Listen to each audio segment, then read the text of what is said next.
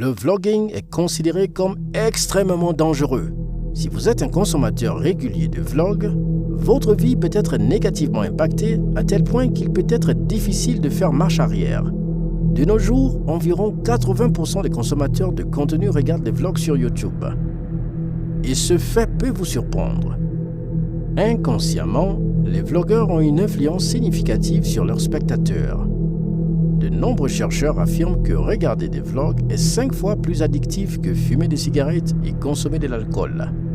La réponse est que tandis que les cigarettes et l'alcool nuisent principalement à votre santé physique, une consommation continue de vlogs peut avoir des effets néfastes sur votre bien-être mental, physique, émotionnel et financier. Mais comment cela se produit-il et pourquoi ne l'avons-nous pas réalisé jusqu'à présent? Il est essentiel de comprendre 3 aspects pour bien saisir ce problème. Le fonctionnement du modèle économique des vlogs, la perturbation dans la vie des créateurs en raison des vlogs, la perspective des spectateurs lorsqu'ils réagissent avec des vlogs.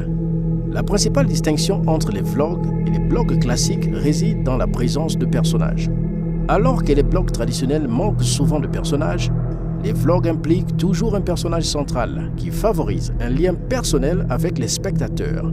Le lien personnel est précieux pour les vlogueurs, mais il peut également être dangereux pour le public. Votre vie ne devient pas pire simplement en examinant le modèle économique des vlogs.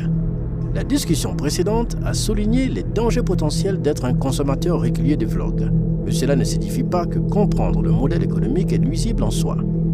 Le modèle économique des vlogs repose principalement sur la monétisation par le biais de YouTube AdSense. Des vlogueurs à succès tels que Petit Jiu et Noholito, qui attirent des millions de vues chaque mois, peuvent générer des revenus substantiels grâce à cette méthode de monétisation. Le processus pour devenir un vlogueur familial à succès comprend généralement plusieurs étapes. Étape 1. Commencer à vlogger et partager des expériences de vie. Étape 2. Identifier le public cible et le type de contenu qu'il préfère. Étape 3. Expérimenter différents contenus et présenter de nouveaux personnages, amis ou membres de la famille pour attirer de nouveaux auditoires. Étape 4. Identifier les personnages préférés et les téléspectateurs réguliers et créer une expérience commercialisable pour eux. Le défi pour les vlogueurs est de comprendre quelles expériences plairont à leur public et les maintiendront engagés. Ils utilisent leur connaissance du public cible, des préférences des spectateurs et des personnages impliqués pour créer un contenu captivant qui incite les téléspectateurs à regarder pendant de longues périodes. Cette compréhension des processus de prise de décision des vlogueurs peut être intrigante et informative. De manière similaire, dans notre parcours d'investissement, nous prenons des décisions basées sur certains principes psychologiques comme l'investissement continu. Lorsque nous investissons dans un produit ou un service, nous avons tendance à dépenser davantage pour cela. Cependant, en ce qui concerne les produits ou contenus gratuits comme les vlogs, notre comportement d'investissement change. Jetons un coup d'œil sur comment fonctionne le vlogging. Les vlogueurs vous tendent une expérience et en retour, vous investissez votre temps et vos émotions dans leur contenu. Plus vous regardez des vlogs, plus votre investissement émotionnel grandit avec le temps. Pour renforcer ce lien, les vlogueurs commencent à partager davantage leur intimité, sachant que cela approfondira votre lien émotionnel avec eux. En termes simples, ils vous vendent leur intimité et vous y souscrivez volontiers, tout cela stimulé par l'attrait de la célébrité et de l'argent. Mais d'où vient cet argent? Dans la plupart des cas, les vlogueurs gagnent de l'argent grâce à 3 principales sources de revenus. D'abord, il y a Google AdSense, qui génère des revenus à partir des publicités affichées sur leurs vidéos. Ensuite, les parrainages de marques jouent un rôle important. Parfois, vous ne réalisez peut-être même pas qu'un vlogueur fait la promotion d'un produit dans ses vlogs quotidiens, car cela semble naturel. D'un autre côté, certains créateurs divulguent ouvertement leur parrainage dans chaque vidéo. Enfin, une fois que les vlogueurs atteignent un niveau élevé de popularité, ils sont choisis pour apparaître dans diverses publicités, ce qui augmente leurs revenus. Ce qui commence comme la vente d'une expérience se transforme progressivement en vente de leur propre vie à mesure que leur célébrité et leurs gains augmentent. Cependant, la réalité derrière la célébrité n'est pas toujours aussi glamour qu'elle en a l'air. La célébrité a un prix, et dans le cas des vlogueurs familiaux, cela est particulièrement vrai. Ils paient 3 types de prix pour leur célébrité. Tout d'abord, ils sacrifient leur vie privée en révélant plus de détails sur leur vie personnelle. Ensuite, le planning exigeant des vlogs peut avoir des conséquences sur leur temps et leurs efforts, affectant leur vie personnelle. Enfin, gérer la célébrité et les attentes du public peut entraîner une tension émotionnelle. Ainsi, bien que les vlogueurs semblent gagner beaucoup d'argent en vous vendant leurs expériences de vie, il est essentiel de reconnaître que la célébrité vient avec ses défis. En tant que spectateurs, nous devons être conscients de l'investissement émotionnel que nous faisons en consommant des vlogs et comprendre que la vie présentée ne reflète pas nécessairement toute la réalité.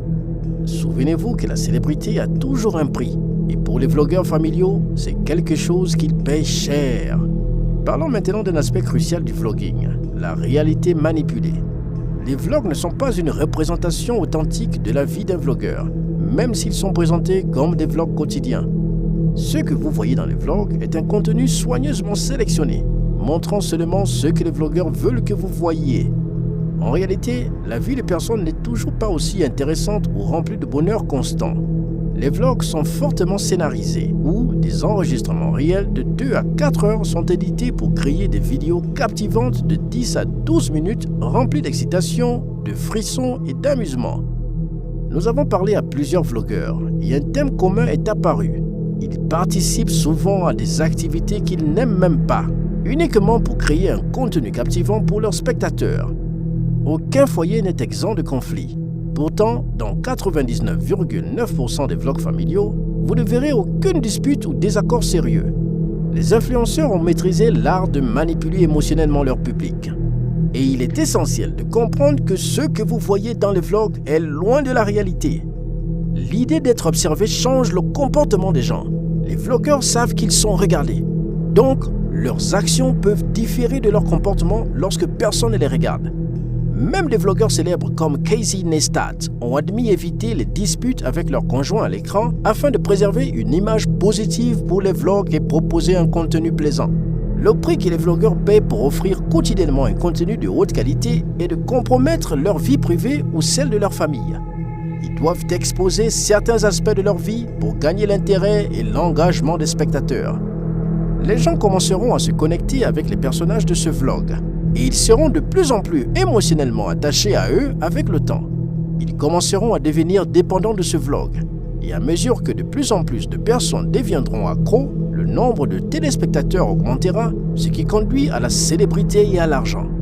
Aujourd'hui, lorsque vous voyez des enfants dans des vlogs, avez-vous déjà pensé à ce qui leur arrivera dans 4 à 6 ans à partir de maintenant?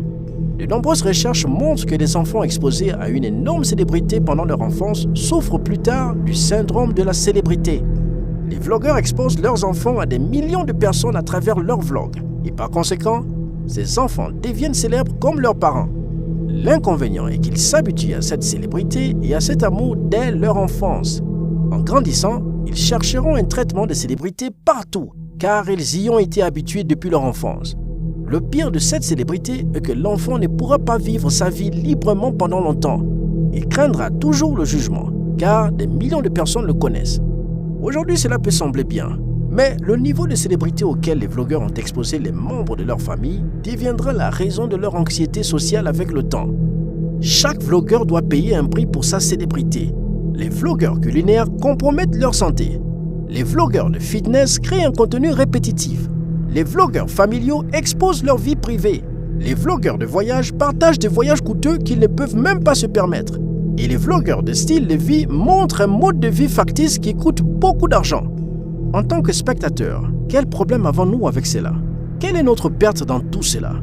Cela nous amène au troisième et au point le plus important, la perturbation de la vie des téléspectateurs. Vous commencez à regarder un vlog et avec le temps, vous augmentez le temps que vous y consacrez car vous vous investissez émotionnellement dans cette personne. Vous avez besoin d'informations plus approfondies sur leur vie. Et plus vous en avez, plus votre sentiment de supériorité grandit. Vous commencez à vous sentir mieux intérieurement. En conséquence, vous augmentez encore davantage le temps que vous y investissez. Cela conduit à la procrastination, en laissant de côté vos tâches importantes pour plus tard. Après un certain temps, ce comportement devient une chose dont vous vous vantez énormément dans votre cercle social. Vous commencez à vous vanter de savoir plus sur un vlogueur particulier que les autres, parce que vous les regardez régulièrement. Cela vous conduit à des comparaisons constantes entre la vie du vlogueur et la vôtre. Cependant, la plupart d'entre nous ne veulent jamais admettre que nous avons une relation parasociale avec les vlogueurs, où nous nous sentons connectés à eux parce qu'ils exposent leur vie privée à notre égard quotidiennement. Mais savez-vous quoi? Pour ce vlogueur, vous n'êtes qu'un étranger dont il ne se soucie pas. Peut-être que ce vlogueur est comme une famille pour vous. Mais en réalité, pour lui, vous n'êtes qu'un parmi des millions de fans. Le plus important maintenant, quelles sont les leçons pertinentes que nous pouvons tirer de cette étude de cas et mettre en pratique dans nos vies? Premièrement, restez toujours conscient. Peu importe à quel point vous aimez regarder quelqu'un, vous ne devriez jamais le suivre aveuglement. Ne suivez jamais quelqu'un aveuglement. Et surtout, il n'est pas nécessaire de comparer votre vie avec celle de quelqu'un d'autre. Pourquoi? Eh bien parce que cela vous fera toujours sentir mal par rapport à vous-même. Il est très important pour vous de comprendre qu'à la fin de la journée, le vlogging est une entreprise pour les vlogueurs. Donc, pour vous, votre travail devrait être votre priorité, pas regarder les vlogs de quelqu'un. Deuxièmement, acceptation consciente. Vous devez accepter consciemment que les vlogs ne sont pas réels. Ce que vous voyez dans ces vlogs et ce qui se passe dans la vraie vie sont très différents. Les vlogs sont complètement scénarisés. On vous montre une vie scénarisée, pas la vraie vie. Le temps vous appartient et le choix vous appartient également. Si vous avez appris quelque chose de précieux dans cette vidéo, alors aimez cette vidéo et n'oubliez pas de vous abonner à la chaîne pour ne jamais manquer de vidéos similaires.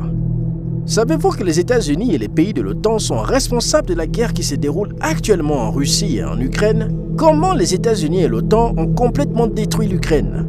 Mais comment? Découvrons-le maintenant en cliquant sur la vidéo affichée sur le côté.